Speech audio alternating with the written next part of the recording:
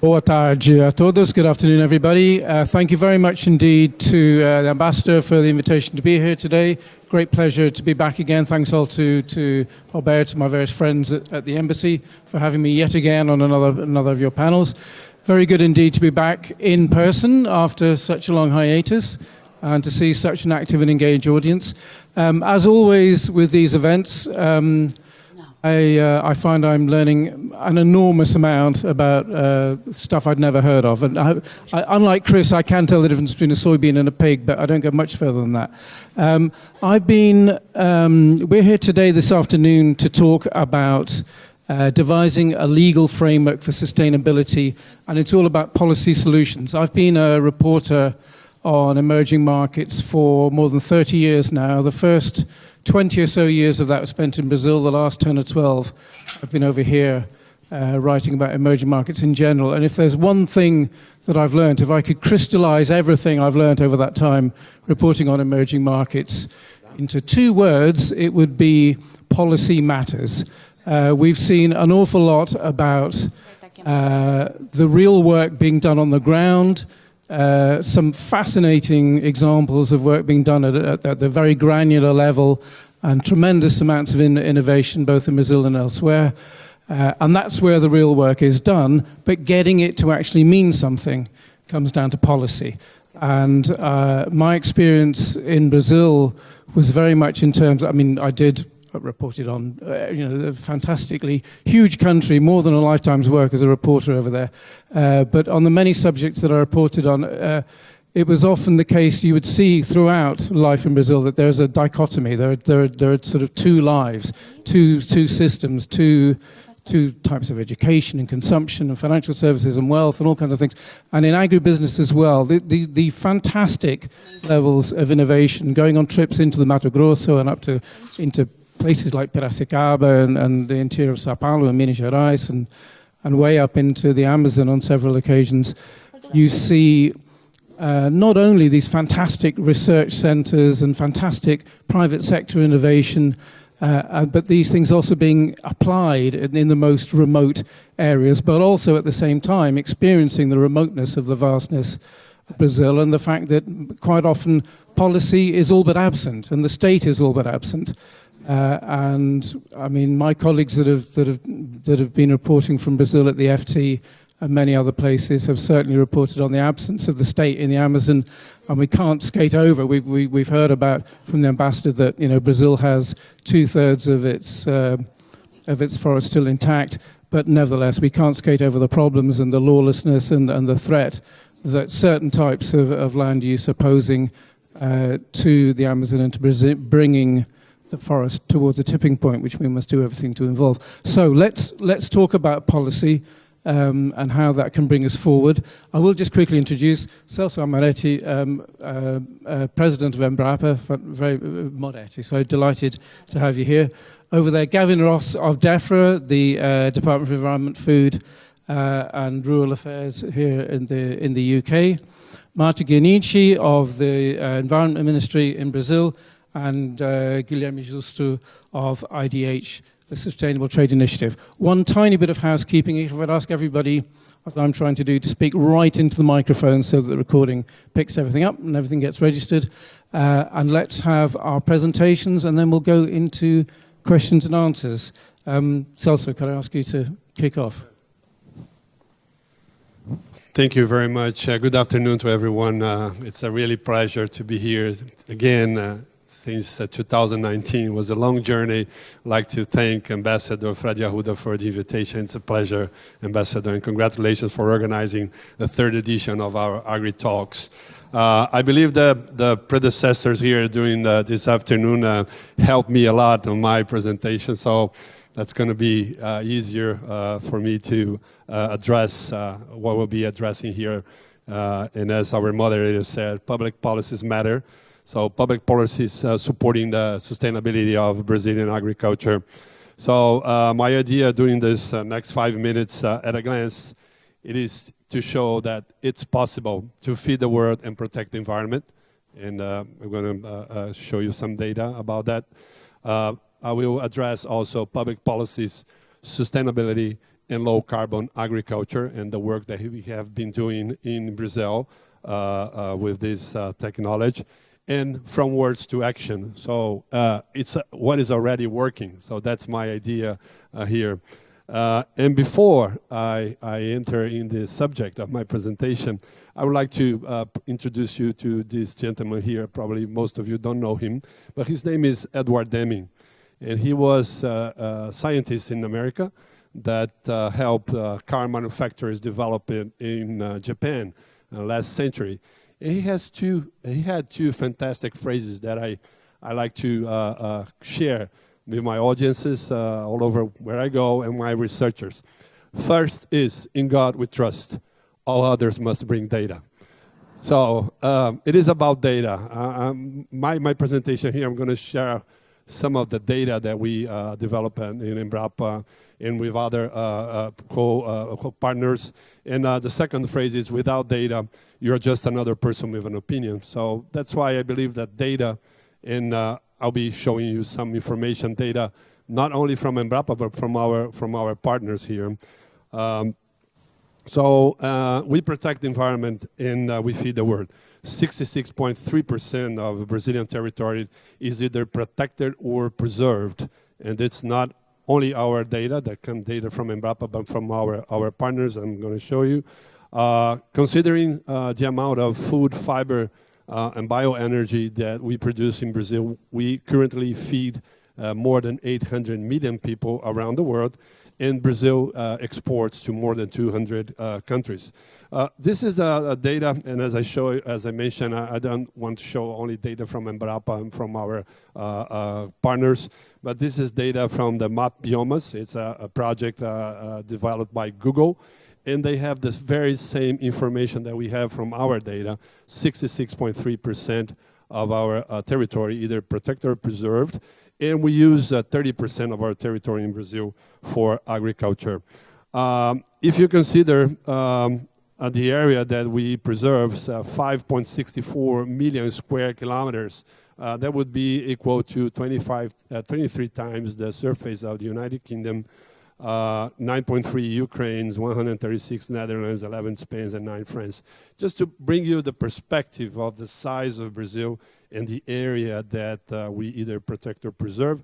And as you can see in our map, everything is, we have data from satellites showing that. And I'm showing here you on the bottom the sources where this information comes from. A little bit of public policies, sustainability and low carbon agriculture. And Alex, in the first panel, he touched on some of the technology that I'm going to share here with you.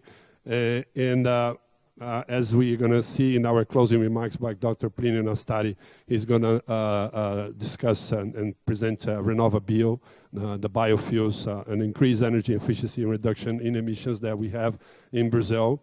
The forest code, which we call Smart and Plenty Agriculture Expansion, low carbon agriculture plan. We are going to the second phase of this plan in Brazil, reducing impacts with gains in resilience and pronosolos. And I'm going to touch in some of the details of this public policy, and that's where we can show what is already working or from words to action. So as Alex mentioned, 50 million hectares per year, no-till system, nitrogen fixation, degraded pasture recovery. We have more than 90 million hectares of degraded pasture that we convert using technology into agriculture. Planted forests, waste management and of agricultural productions, and integrated crop, livestock, and forestry system, as Alex also already mentioned. So this is a picture, a beautiful picture on a no-till system that protects the soil, reduce emissions because we keep carbon trapped inside the soil, and increases water availability. We already saw this picture here today. This is another very nice picture showing recovery of degraded pasture. On the left, degraded pastures, and on the right, pasture that has been pastures that have been recovered using technology. Just to show, as I mentioned, 70. We use around 70, or these numbers are pretty close to the exact amount of land that we use on first, second, sometimes third harvest, and I was talking to Dr. Plinio Nassari about this, a third harvest, and we have a fourth harvest in Brazil that could be carbon. We can harvest carbon from our farms. And we have 90 million hectares of degraded pasture, as I mentioned. And just to give you an idea where these pastures are located, they are far, far away from the Amazon biome. So my point here is that we can recover this pasture, we can introduce in our production matrix without cutting a single tree. We can double the production of Brazil in terms of food, fiber, and bioenergy without the need of touching a single tree in the Amazon biome. Planted forests, we have advanced a lot on this system. This is a very nice picture of integrated crop, livestock, and forestry system, competitiveness and sustainability. I'm going to the end now. Carbon neutral beef. We have a partnership with Marfrig, and the partner of Marfrig is here, and we are marketing since 2020 this carbon neutral beef, and I'll be more than glad to answer questions about this technology later. We are also working on carbon neutral milk, and as you can see, the cows are really smart. They stay in the shaded area. We are converting 20 farms in the next 3 years. And that's my final slide. Brains, not tractors, are the symbol of Brazilian agriculture. And I thank you very much for your attention. Thank you very much. More fascinating stuff. Can we move straight on to Gavin for your 5 minutes? Okay, hello everybody, and thank you, Mr. Ambassador, for inviting me here today. So I'm just going to give you a quick 5 minutes of the changes that we're looking to introduce in English agriculture, whereby we're looking to fundamentally change the approach we make, moving away for payments for farmers just being farmers to looking to buy environmental benefits from farmers, basically around three different schemes. We're looking to move to this over a transition period over the next 7 years, where we're phasing out the basic payment, the old CAP payment, and move to the new schemes. So an evolution, not a revolution. So there are 3 different schemes within the new environmental land management scheme. The first one is Sustainable Farming Incentive. That's very much geared about something that any farmer in England should be able to participate in that, should be able to do it without the need for specialist advice or much other guidance. It should be very much based on them farming sustainably, but providing some environmental benefits for which we'd be looking to pay them. And our goal there is by the end of the transition period, by 2028, we'd be looking to have 70% of all English farmers signed up to the Sustainable Farming Incentive and covering at least 70% of the English countryside. The second scheme is Local Nature Recovery, and that's very much more about having more sophisticated approach. We're putting the right environmental solution in the right place, so it's about local prioritization, building on top of the foundation of the Sustainable Farming Incentive. That's much more about getting farmers to collaborate, such as flood mitigation. You'd get all the farmers in the catchment area moving together to make measures that would mitigate the risk of flood. And then finally, we've got landscape recovery, which is about permanent or semi-permanent changes to the landscape, whether that's extending salt marshes, re-wetting peat bogs, growing new forests, producing greater wetlands, and that's about making a permanent change, providing carbon sinks and other benefits for the countryside.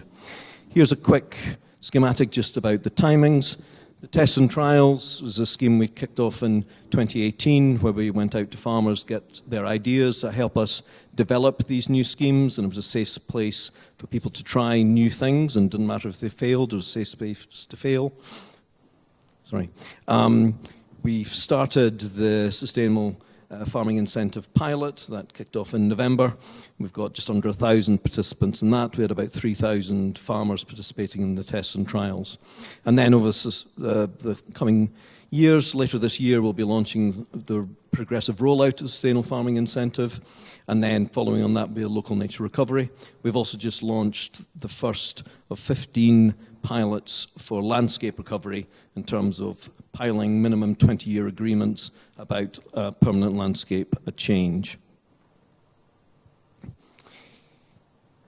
As well as that, we're looking at other aspects to that, part of the transition period, looking to support farmers with transitional payments in terms of helping with productivity, looking to make de-linking from the old system in terms of the approach there, and giving lump sums, which potentially provides a mechanism for some farmers who wish to retire from the system, giving them the means to do so. That's just a summary of the 6 themes that we covered in the tests and trials. As I said, we have over 100 tests and trials that are either in place or completed, as I say, involving about 3,000 farmers. So that's the Sustainable Farming Incentive summary of that, which I've already covered to a large extent, but the intention there is very much that that's something that any farmer can participate in that anywhere in the countryside and provide real benefits for wider society in return for a fair payment. Local nature recovery, again, I've mentioned that before, but again, it's shorthand, it's replacing, I guess, the countryside stewardship, looking to build on the improvements we've been making on that and adding further features. And then landscape recovery, as I said, we're looking at semi-permanent or permanent fundamental changes in the landscape itself. And there are some of the other schemes that we're looking to help over the transition period. But in the longer term, we'd be looking to roll most things into the overall environmental land management schemes. And that's it. Thank you very much.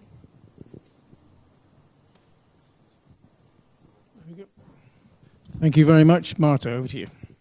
Thank you. Thank you for the invitation and congratulations for this great event that the Brazilian Embassy is organizing. It's a pleasure and an honor to be here. Good afternoon, everybody. My name is Marta Giannichi. I work for the Ministry of Environment, and it's under my secretariat that we develop a program that is called Floresta Mais, that aims at promoting and fomenting schemes of payment for environmental services. So we came up with this concept of Floresta Mais program, really based on one data that Celso just brought us, the amount of native vegetation that we have in Brazil that is either protected or preserved. Based on this native vegetation, we decided to come up with this program of environmental services that shift a bit of the understanding that obviously nature needs protection, but if that nature is there, it's because somebody is protecting it. It could be a farmer, it could be either the public power, like with the conservation units that we have, because the government also owns land. So either it could be a company, so anyone who owns a land and is preserving the native vegetation could be part of this program. And the main shift was to say, well, we have ecosystem benefits that are those that are offered by nature just by naturally occurring there, and the environmental services, which are clear activities, well-defined activities that are performed by rural landowners, families, groups, or communities. So this is the main concept of our program, Floresta Mais program. So the environmental services are activities that include monitoring, surveillance, firefighting, research, planting trees, agroforestry systems, and environmental inventories. So the aim of the program is to obviously highlight the benefits that these environmental services they provide, such as water supply, carbon stocks, biodiversity, and so on, and try to be included that in the market, so the market provide payments for those who perform those services, and then it's kind of a cycle.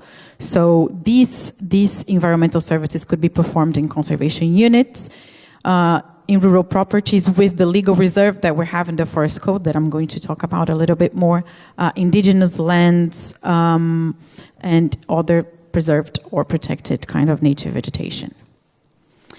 One of the objectives of the program, Floresta Mais, is the project Floresta Mais targeted to the Amazonia biome that provides direct payments for small landowners that either conserve or recover their native vegetation. So two main components of this program is provide those direct payments per hectare, and the resources that we are using to come up with this program is resources from the Green Climate Fund that is in cooperation with us. We submitted a project and we received a total of $96 million to provide payments for those landowners. Obviously, we have other components that are targeted to traditional communities that promote a better territorial management of their land, and also a component of innovative solutions to promote payment for environmental services. Another policy that program Floresta Mais inspired with its concept of the environmental services is the law. Now Brazil has a law that promote payment for environmental services in many areas, including the areas that all the landowners are, they need to be compliant with the forest code. So we call it legal reserves, and we call permanent protected areas. These permanent protected areas are areas that are nearby any water bodies, hilly areas, and the legal reserve is a certain amount of forest, a proportion of the area that needs to be maintained as standing forest. So the law says that these landowners, these areas within rural properties, they are eligible to receive payment for environmental services, either with public money or private money as well. So the law includes both sources of resources. Another thing that we are working on to promote a better connection in this market that we are trying to promote between those who are going to sell the services and those who are going to buy the services is a digital platform that aims to connect the landowners who are compliant with the forest code with companies and private sector institutions that want to provide benefits. It could be monetary or non-monetary benefits to those landowners who are compliant. So the platform can be assessed. It's still going to be launched. We're just trying to figure out some important functionalities for it to fully be launched.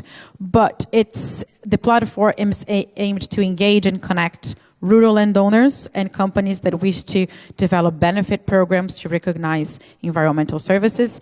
And one important element of this platform is that it will contain a pathway for auditors to go to areas to monitor native vegetation inside rural areas and really certify that vegetation is really there.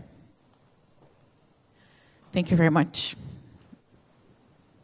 Thank you, Marta. Guilherme. Thank you.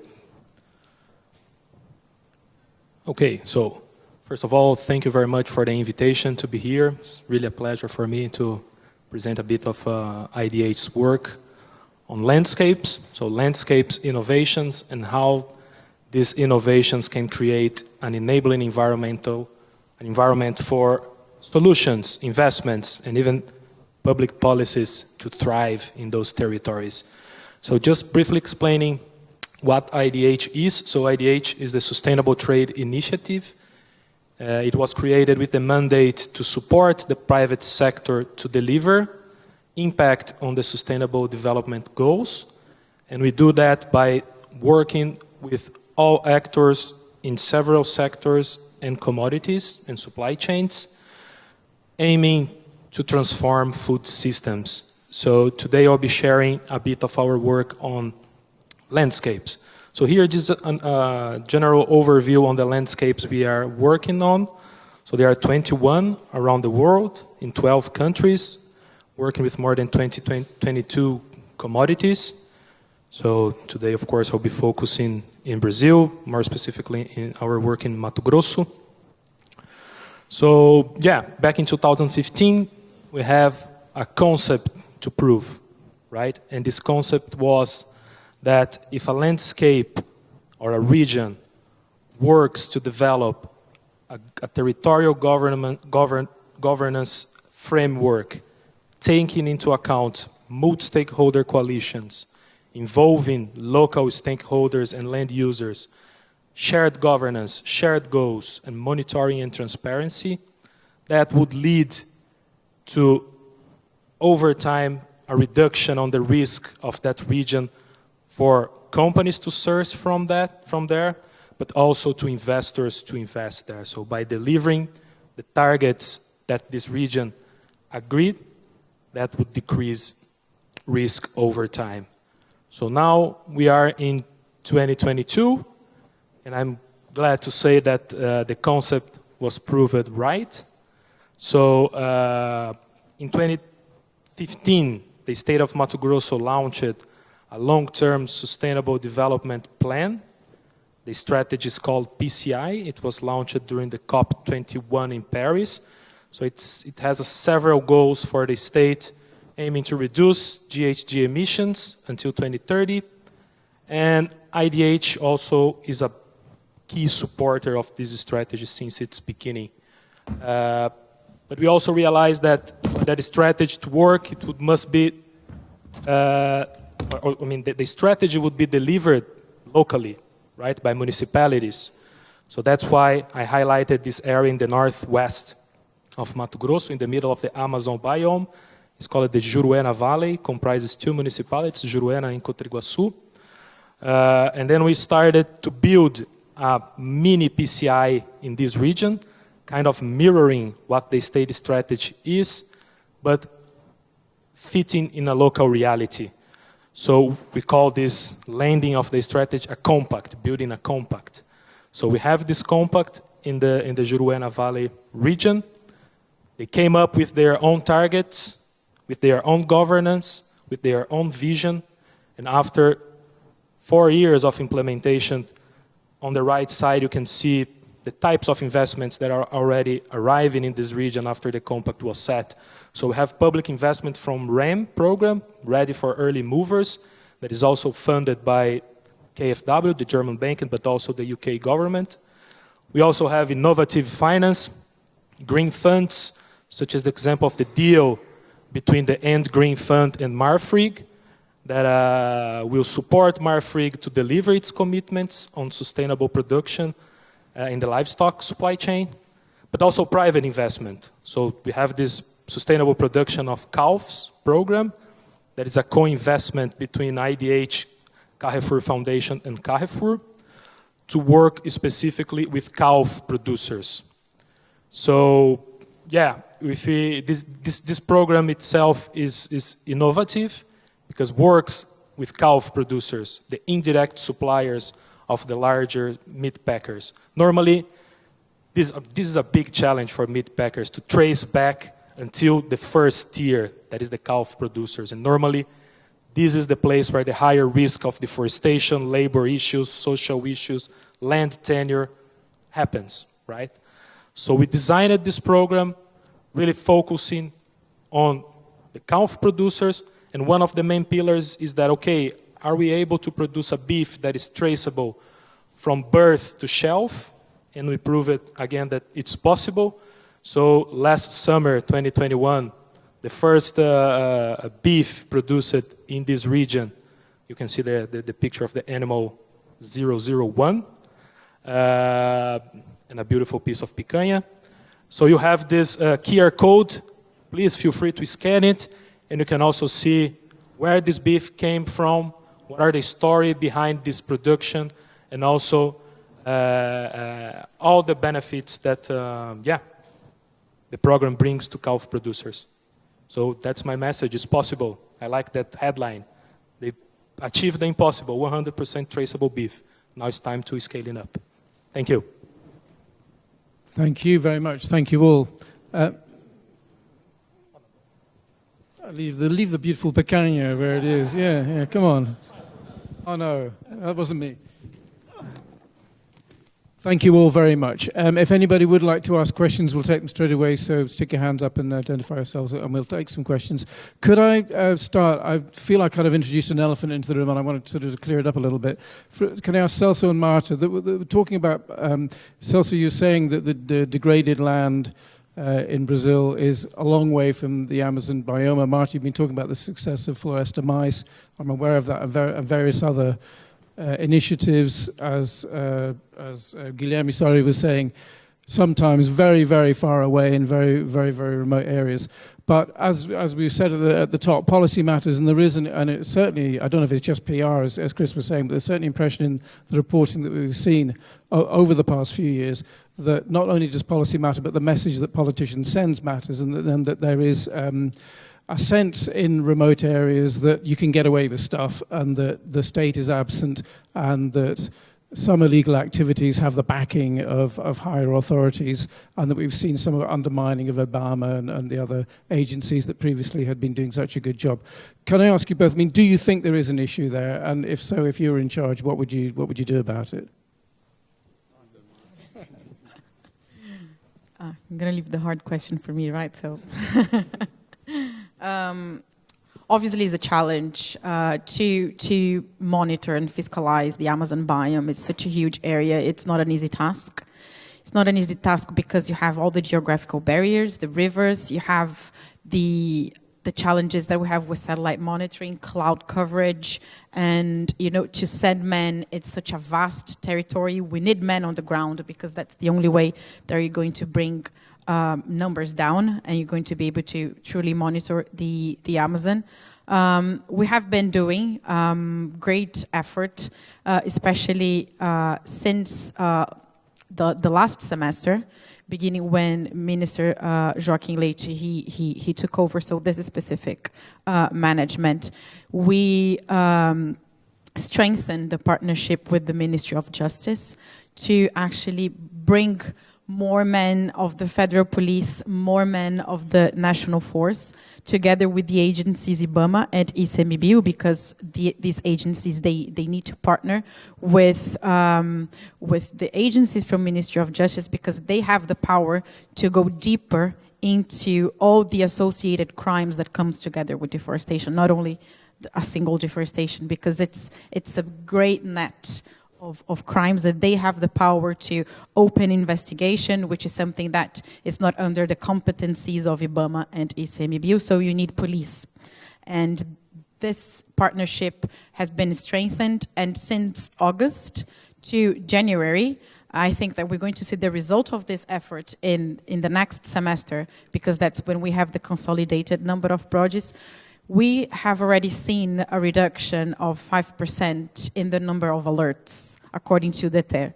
So we don't have the consolidated area yet, because the data that gives us is PRODES, which is another system, but the system of alerts, so all the polygons that we receive the deforestation alert, we have seen a reduction of 5%. Let's wait for the consolidated numbers to see if that trend will continue. But we are well aware of the challenges, and we are employing all the best efforts that we can. Celso? Okay. Yeah, I knew that Marta would answer like beautiful answer like that. I knew that. So having that said, I just kidding here. But our job is to develop solutions for the problems of Brazilian agriculture. And one of the problems that we have are the degraded pastures that we have there.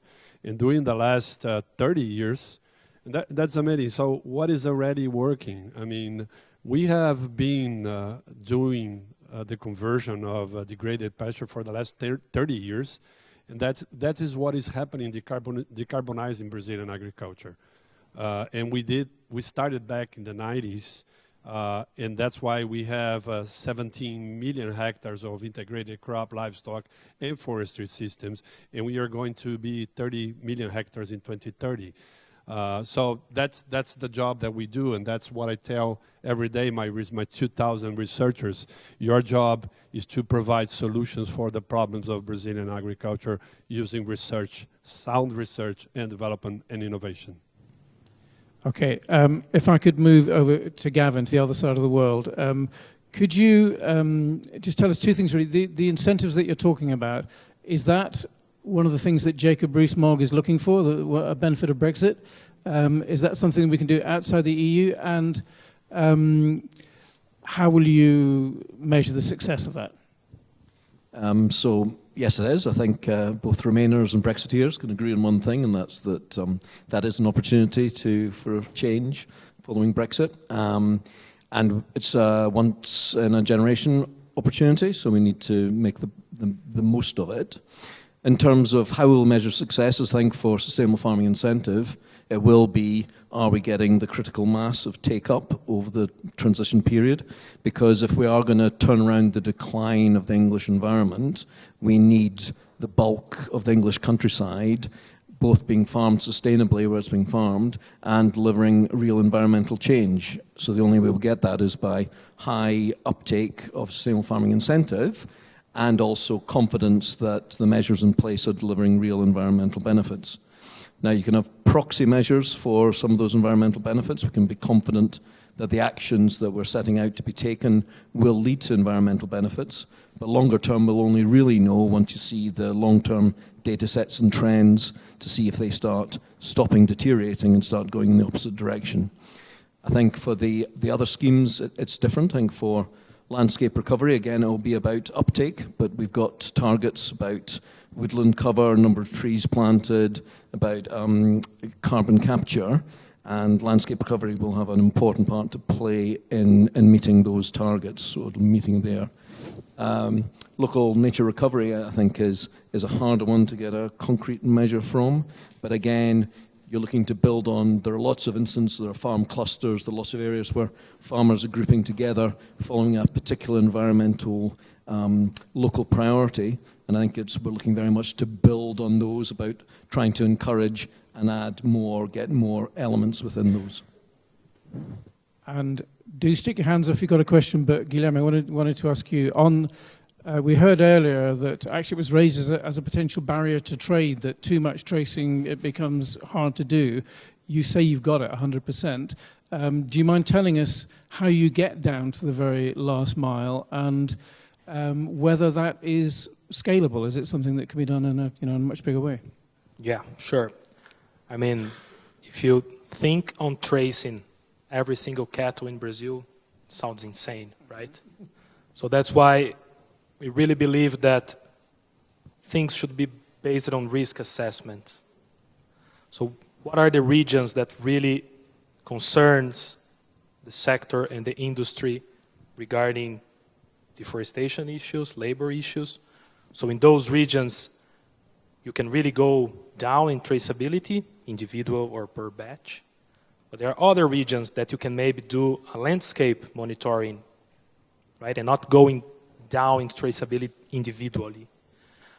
This particular project, the pillars for its scaling, to scaling it, it's first based on the learnings that we had implementing this project. We are building a traceability protocol that can be used by any actors in the industry, and it's the first protocol that goes to CALF level, to the first tier. And it's really a protocol that is being built from farmers to the industry. So it's really, really important to take in consideration the view of the land users in this process. So they feel part of this process. They're not something that is being top down, but bottom up. Yeah, that's what I wanted to ask you. In fact, I mean, how receptive are farmers? Because this is an extra layer of work that they've got to do, isn't it? So how open are they to that? Yeah, I mean, of course, that you cannot have all farmers complying with everything at the same time. So that's why you have to have a stepwise approach. So you have now most of the farmers that can comply to deforestation requirements and also to traceability. But you also have farmers that are not there yet. So we need to create solutions to not exclude them, because most of the solutions right now, they only exclude farmers. You are not part of it, then you are removed from the supply chain. So how can we create more inclusive approaches to work with the ones that are already there, but the ones that are not there and maybe cannot be there, but they can be part of the formal market again. They can be reintroduced to the trading environment formally. So this is super important. Okay, Marta, I wanted to ask you, to what extent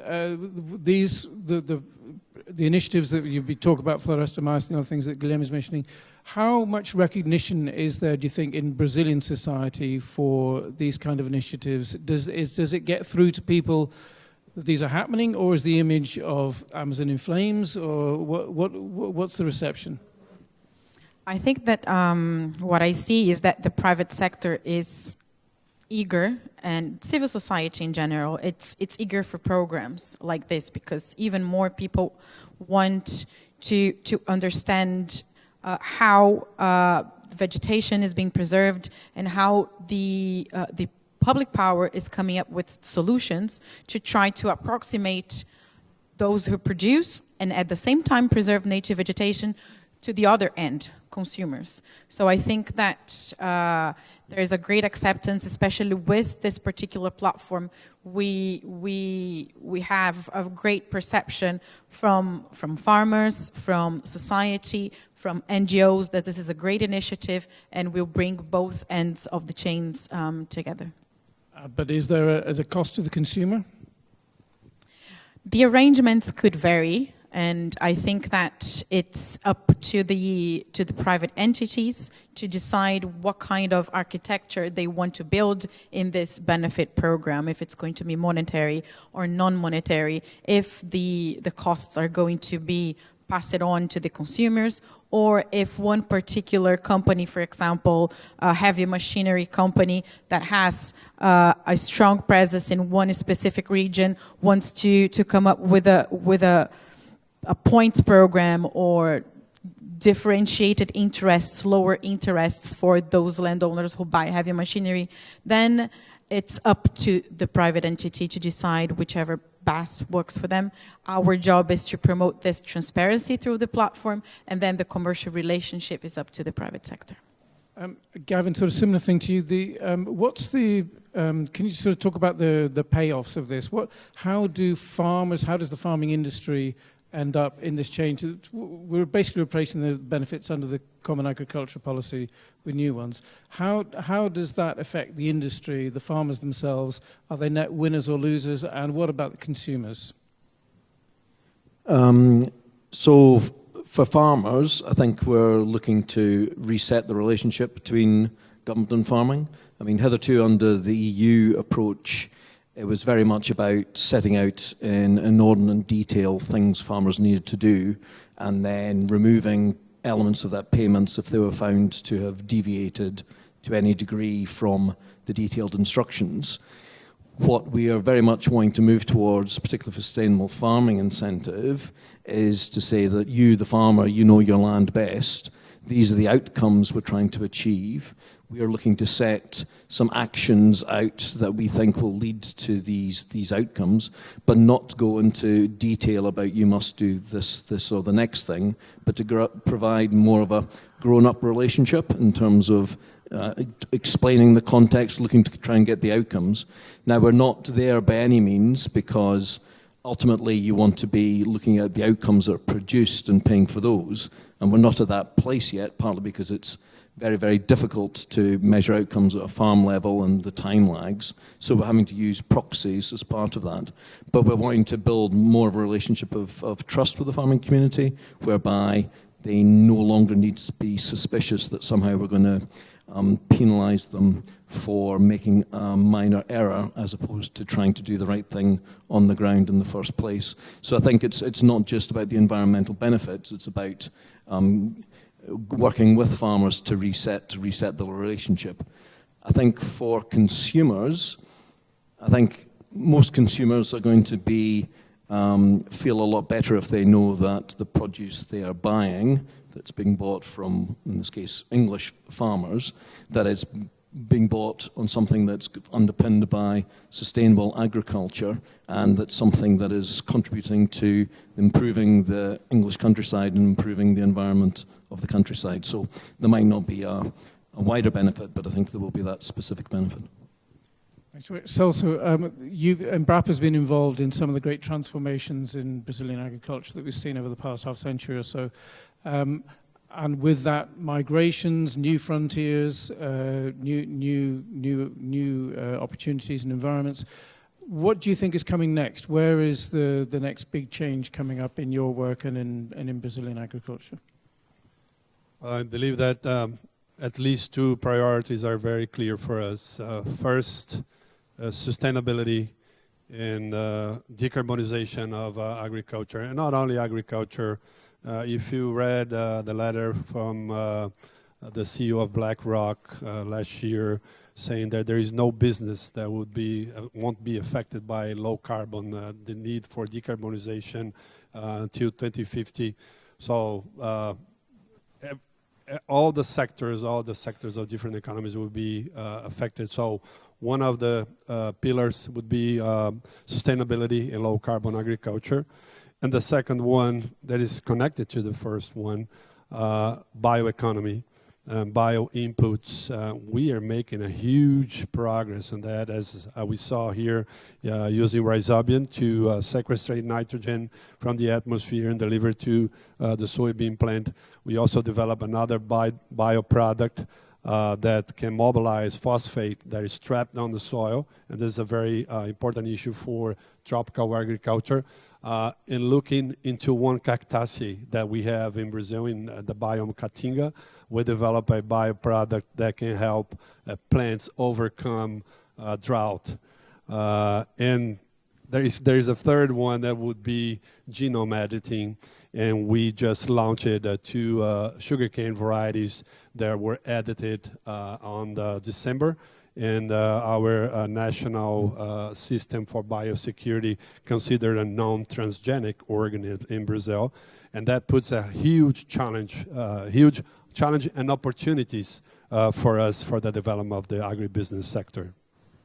Okay, we're nearing the end. One last chance for a question from the audience. Here, oh, everybody puts their hands up. Okay, maybe we'll take a couple. Let's come here where the microphone is right. Hi, Leon Williams from the World Biogas Association. I've got two questions really. The first is aimed at Gavin around the elms. I think a lot of people want quite a lot of things from elms, and I appreciate there's quite a lot of moving parts there. Is there a role for elms to play in encouraging the uptake of methane mitigation on farms, such as AD or feedstock additives? And the second part really is, if not, where do you see those key policy mechanisms coming into play given the global methane pledge? So thanks. I think it's a good question, and you're quite right. So elm is seen as potentially meeting all the environmental needs, and it can't do that, partly because the indicative budget is the budget that was allocated under CEP to agriculture, so for England about £2.4 billion. That's not going to meet all the requirements, so we need to do more than just the elm schemes in terms of hitting the different aspects of it. I think the other element in developing the three schemes under environmental management is to make sure that we don't crowd out the potential developing private market for things. So we have things like net gain that's already in place, and we know there's lots of companies looking to go net zero, and farmers are well placed to help for that offsetting carbon costs. For the landscape recovery, there's an explicit expectation that projects will involve a degree of private sector funding as well as public sector funding. That's certainly the medium-term goal for that. And I think there is appetite in the private sector to get into this space. So I think we just need to be careful in working with them that we don't inadvertently crowd out the development of a specific market. I don't think there's a direct role for ELMs in the methane capture to begin with, but that's initially where we are. I think ELM will change over time, and as we get more of an uptake, you can look to see how you can both raise the bar and extend its scope, depending on if it's successful or not. Who else? There we are. Thank you very much. It's actually an open question to all the panelists. I'm Pedro Zwin, partner of Future Farm. You mind identifying yourself, please? I'm Pedro Zwin, partner of Future Farm. We are a Brazilian independent plant-based meat company. And we know that the excess of meat consumption is also a problem, and we haven't tackled that yet throughout the day, which has been a great afternoon, actually, to learn a lot about all the different industries. And we also know that consumers, they also push policies, right? So policies, sometimes they have the power to shape the market, but the consumers also can do that. And we know that plant-based foods and meat reduction can also be a solution, sometimes more complex because we're talking about culture, and sometimes a bit simpler because they're less complex in the end of the day. It's about less CO2, water, land, and animals.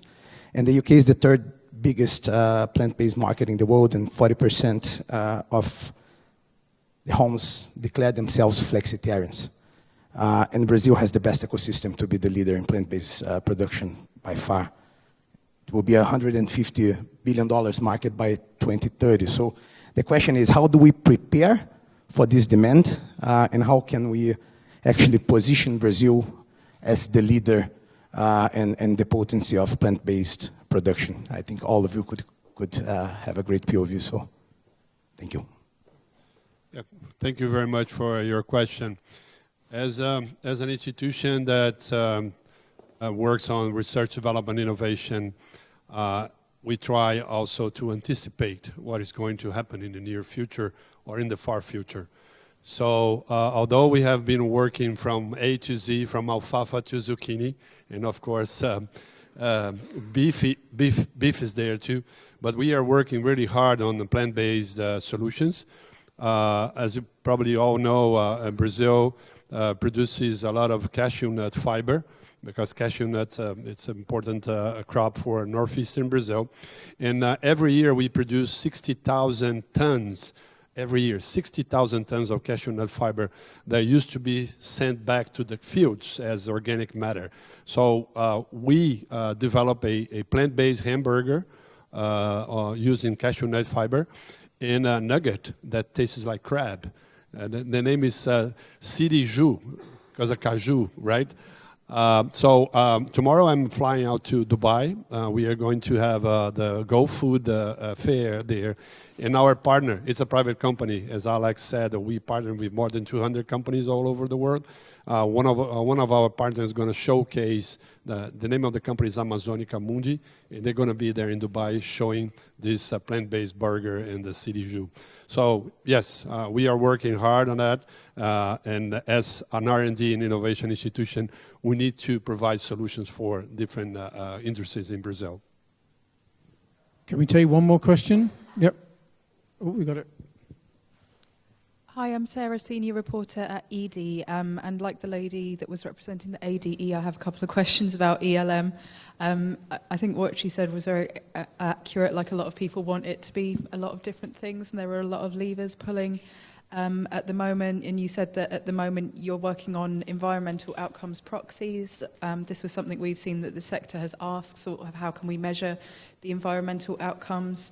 But something else we've seen from the sector are questions around how do we keep productivity while setting aside more land for example, woodland, peatland, and forest. So I wanted to see whether there's been any development on that, and on the need for, as you say, a mature conversation rather than a mandate and exclusion.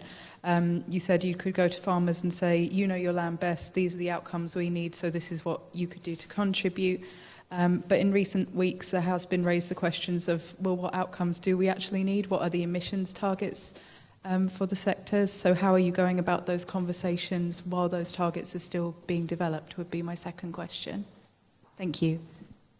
Okay, thanks very much for the question. You know, it's a complicated space that we're in, and we are not going to be getting it exactly right. Where we start is not where we're intending to end.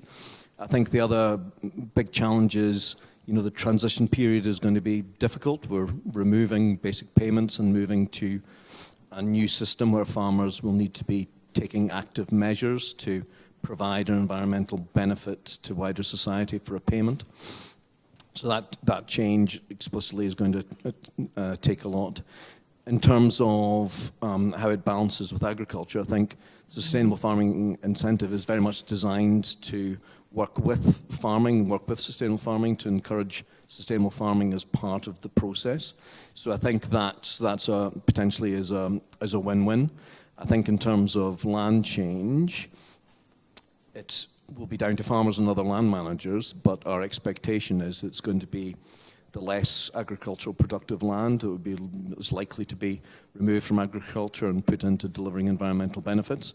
That's something we need to keep under review, and obviously there's the the requirement of monitoring impacts on food production for the UK is a legal obligation on us, so we need to look at that as part of the development. So it will be a matter of learning as we go. We don't have all the solutions, but we definitely want to work in partnership both with farmers, but with others, NGOs and others, to get the optimum outcome through the three different schemes. Thank you very much. We are over time, so I think that's going to be it. Thank you all very much. Another great learning session for me. Thank you, panelists. Let's give them a round of applause. That's great stuff. Thank you.